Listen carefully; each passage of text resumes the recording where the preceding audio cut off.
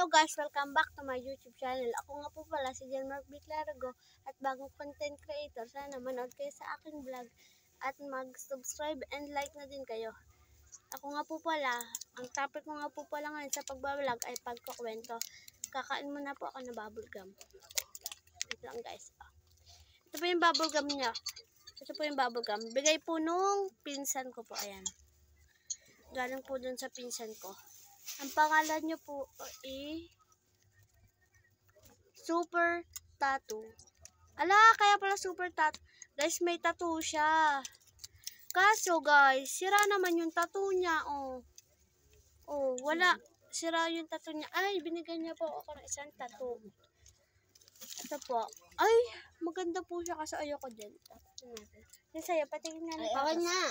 Ay, okay. Ito na sa akin, nabaltan ko na. Ito nga po pala yung nagbigay sa akin ng bubble gum. Si Isay.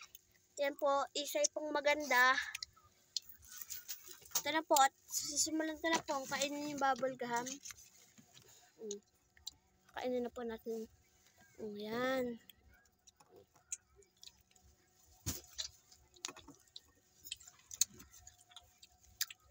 Wait lang po. Super tattoo.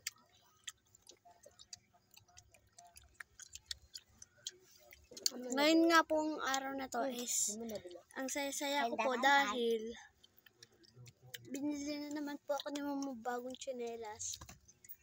At maganda po talaga siya. Wala lang, sinabi ko lang. Tapos, sana manood kayo sa iba kong vlog na naghuhugas. Tapos nung nagbato-bato pics kami guys. Ito pa, tingnan mo kuya dyan. Guys, pinatingin sa akin nung pinsan ko. Ang pangit po nung tato, kaya itatapon. Hati tayo. Hati-hati tayong tatlo. Okay. Iyatas ha.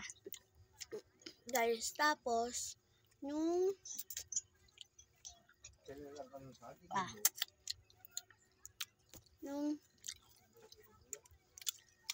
kanina, ako po ay naghugas and ikinontent ko na po yun. Sana panoorin nyo din yun.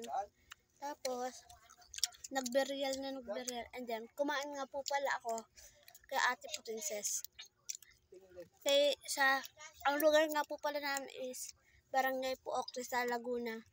At doon sa sinabi kong kainan po, ang pangalan po yung magtitinda ay si Princess Punsalan po. Bitangkol, yun po ang pangalan. Tapos,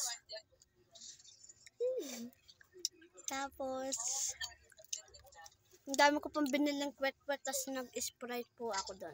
Ang sarap-sarap po. Kaya doon na din po kayo bumili ng merienda. Nakapost po siya sa Facebook. I-search niyo po ang pangalan ni Princess Punsalan. Ayan po yung pinsan ko. Okay, Jap, okay.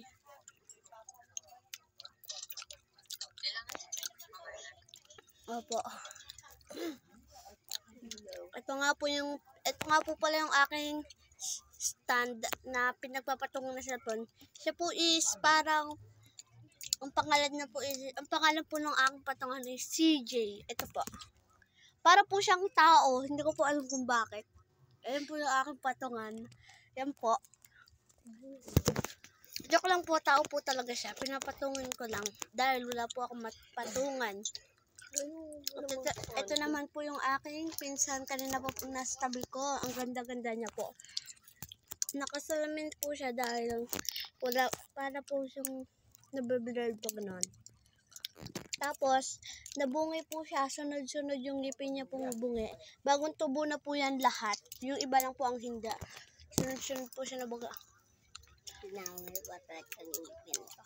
Tapos po, ito pong isa kong pinsan is may sakit po siya dati sa balat.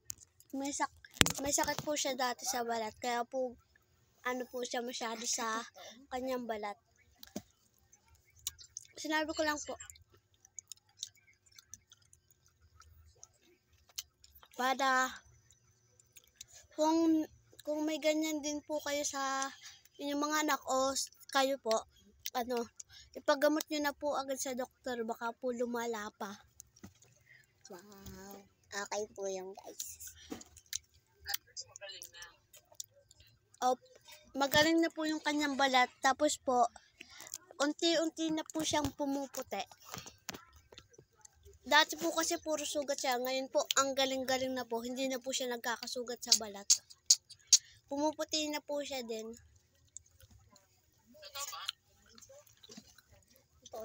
Ito po talaga yung pinsang ko maputi. Kapatid niya po to.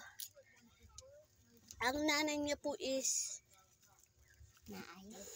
Ito po yung nanay niya. Bawal po pala. At may trabaho.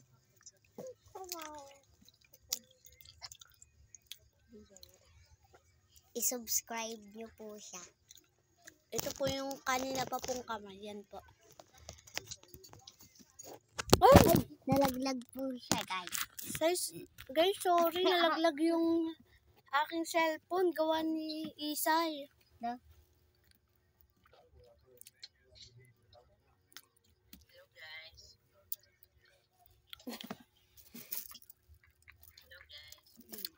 Guys, tinapot ko na nga po pala yung aking bubble gum.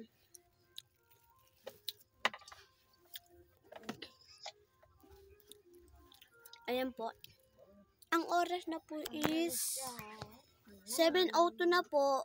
Ba't meron ganyan? Ayan, 7:03. 7:03 po. And then, Nagkamali po siya.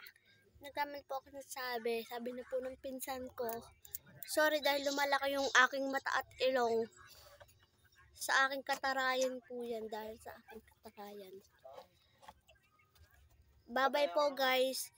Bye-bye. Sana manood kayo ng aking vlog.